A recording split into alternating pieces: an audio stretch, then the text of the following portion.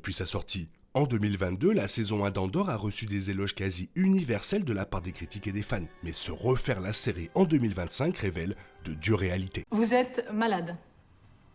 Et j'aimerais vous féliciter car c'est pas une démarche facile de venir ici, mais c'est un premier pas vers la guérison.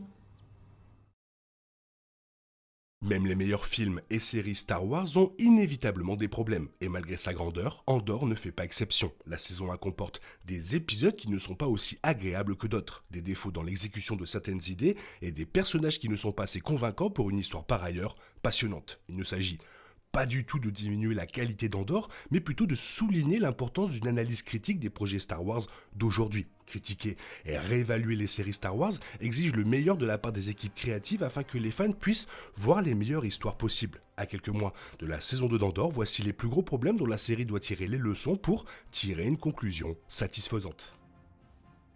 En raison de l'excellence d'Andor au fur et à mesure que l'histoire continue, les 3 premiers épisodes ne sont pas aussi bons en comparaison. Cet arc a beaucoup de configurations pour le reste de la saison et est principalement consacré aux conséquences de ce qui se passe dans les premières minutes de l'épisode 1. Les épisodes montrent intentionnellement la vie quotidienne des gens en détail. Il y a donc un plus grand impact lorsque les choses se déroulent à la fin. Bien que cette approche soit cruciale pour que le reste de la saison fonctionne, elle signifie malheureusement qu'il y a des moments où les épisodes s'éternisent ou où il y a trop de choses avec lesquelles jongler. Cela est particulièrement évident avec les flashbacks sur l'enfance de Cassian, qui sont intéressants, mais pas aussi urgents que la chasse à l'homme qui le poursuit dans le présent. Chaque arc d'Andor a de nombreuses configurations pour un gros gain, mais c'est le plus visible lorsqu'il s'agit de toute la saison.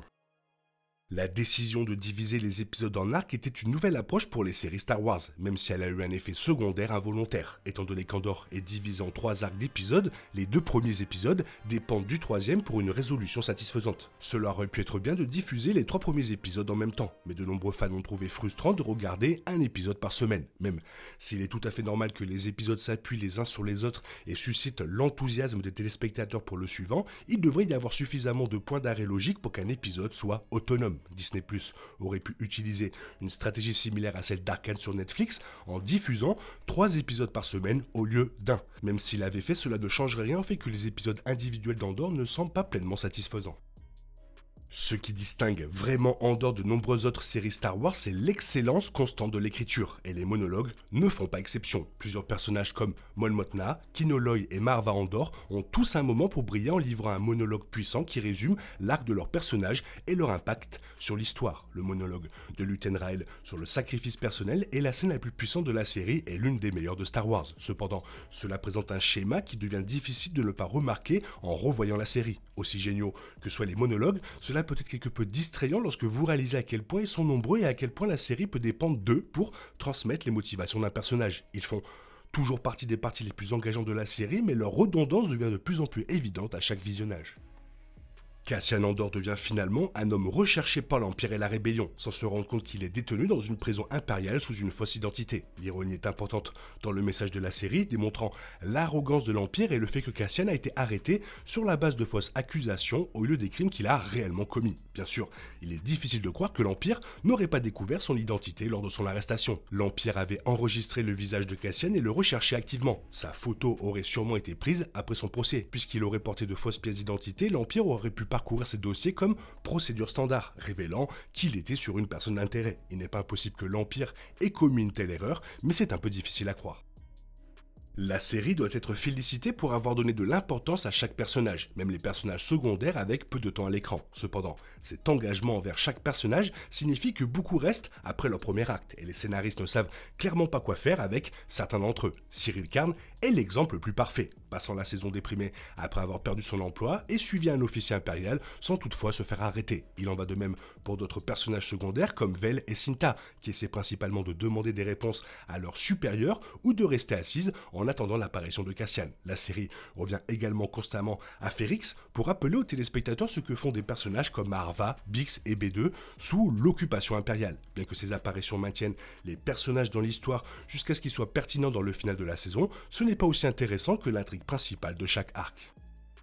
Andor a un merveilleux casting de personnages, mais on a parfois l'impression que trop d'attention est détournée de Cassian Andor. Il reçoit encore suffisamment d'attention pour le développement de son personnage et au centre de nombreuses autres intrigues. Mais il y a des moments où il n'est plus au centre du tout. Cela peut être distrayant lorsqu'il s'agit du personnage principal de la série. Ceci est particulièrement remarquable dans le troisième arc de la série, lorsque Cassian est envoyé dans une prison impériale qui est certes le meilleur arc de la série. Bien que ces épisodes soient cruciaux pour l'histoire de Cassian, on a également l'impression qu'il est en dehors de l'intrigue principale, tandis que les autres personnages sont capables d'influencer le récit plus large. Andor raconte toujours une belle histoire, mais aurait pu trouver un moyen de se concentrer davantage sur son personnage principal.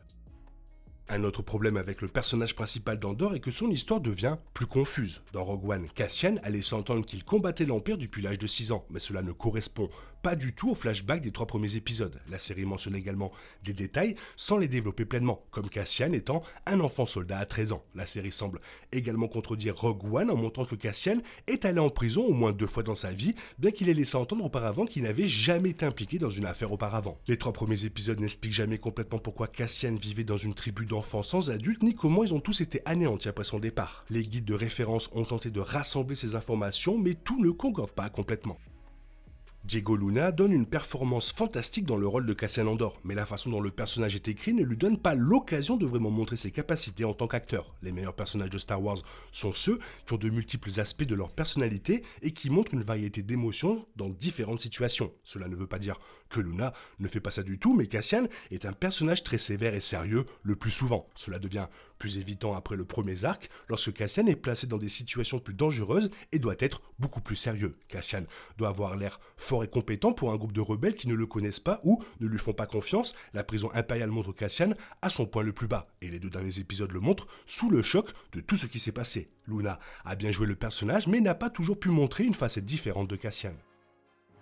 Le ton trop sérieux et sombre de la série n'affecte pas seulement Cassian Andor, il peut aussi affecter le reste de l'histoire. Bien que le ton de la série soit un changement rafraîchissant par rapport aux autres projets Star Wars, il règne presque toujours une atmosphère sombre pendant la majeure partie de l'exécution. Cela limite la façon dont les personnages doivent être représentés et peut devenir déprimant sans laisser la place à l'histoire pour respirer. Même les drames peuvent alléger les choses de temps en temps, surtout pour une franchise comme Star Wars qui est généralement connue pour être amusante. Cela aurait pu même rendre la seconde moitié de la saison plus convaincante, en faisant en sorte que l'histoire commence sur un ton plus clair, mais deviennent de plus en plus sombres vers la fin. Les éléments sombres d'Andor servent l'histoire, mais n'ont pas besoin d'être présents à chaque instant.